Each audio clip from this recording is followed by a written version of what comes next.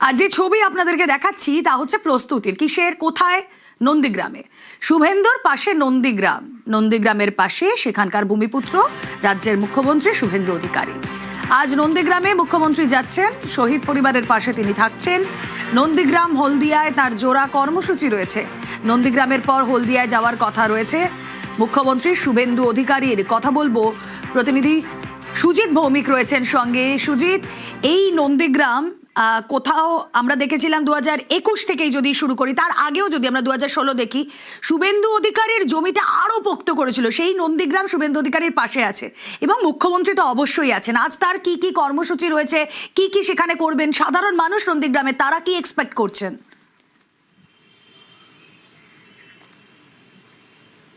দেখো রুমিলা, তুমি যদি 2016-তে পিছিয়ে যাও, যে প্রথমবার তার নন্দীগ্রামের বিধায়ক হওয়া, তবে আমি আরও একটু পিছিয়ে যেতে বলবো, কারণ 2004 সাল থেকেই নন্দীগ্রামের মানুষ তাকে কিন্তু বলা যায় প্রার্থী হিসেবে দেখছে। কিভাবে?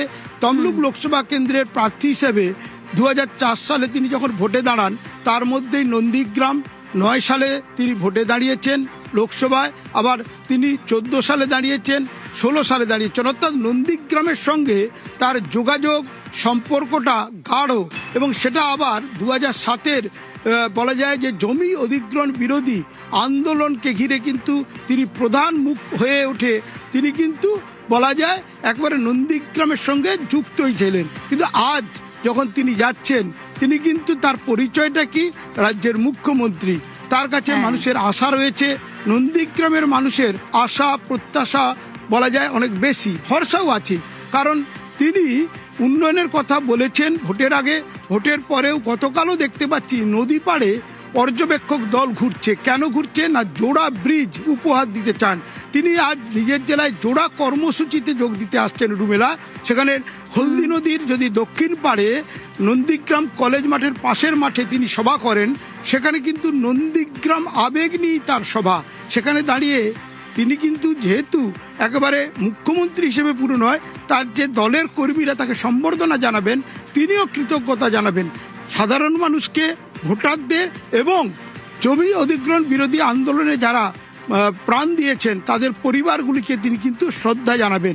একই সঙ্গে তোমাকে এটা জানিয়ে রাখতে চাই, আজকে আবার ভোটের ফলাফল ঘোষণা হচ্ছে, পুনর্নির্বাচন ফলতা এবং বিরাট মার্জিনে এগিয়ে থাকা, সে প্রসঙ্গও তিনি তুলবেন। কারণ তিনি মুখ্যমন্ত্রী নয়, বিজেপি নেতা হিসেবে আজকে এই সভায় কিন্তু বলা যায় থাকবেন। তাই তার মুখ থেকে রাজনৈতিক কথাও শোনা যাবে, এবং শোনা যাবে তার মুখ থেকে উন্নয়নের কথাও।